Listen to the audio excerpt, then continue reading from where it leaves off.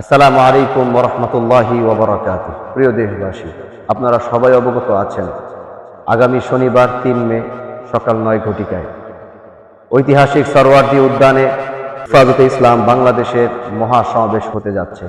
আমরা জানি যখনই ইসলামের উপর আঘাত এসেছে, যখনই আল্লাহর দ্বীনের উপর আঘাত এসেছে, তখনই হেফাজতে ইসলাম তার জায়গা থেকে সেই ভূমিকা পালন করেছে।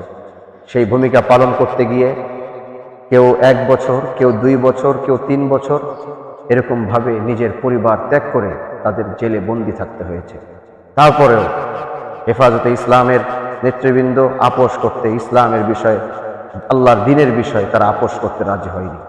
ঠিক তেমনিভাবে আমরা দেখেছি নারী কমিশন নিয়ে ইসলামের মূল জায়গাগুলোকে অ্যাটাক করা হয়েছে, যেটা একজন মুসলমান হিসাবে, একজন বাংলাদেশি হিসাবে আমরা কোনোদিনও সেটা মেনে নিতে পারি না। সেই লক্ষ্যে আগামী ৩ মে সরওয়ার্দী উদ্যানে মহাসমাবেশে ওলামায়ে কেরামের সাথে আওয়াম থেকে শুরু করে আমি বলবো গোটা বাংলাদেশের ইমামদারদের ইমানের চেতনা নিয়ে, ইমানি দায়িত্ব নিয়ে আমরা সেখানে আসার এবং সেখানে থাকার চেষ্টা করব।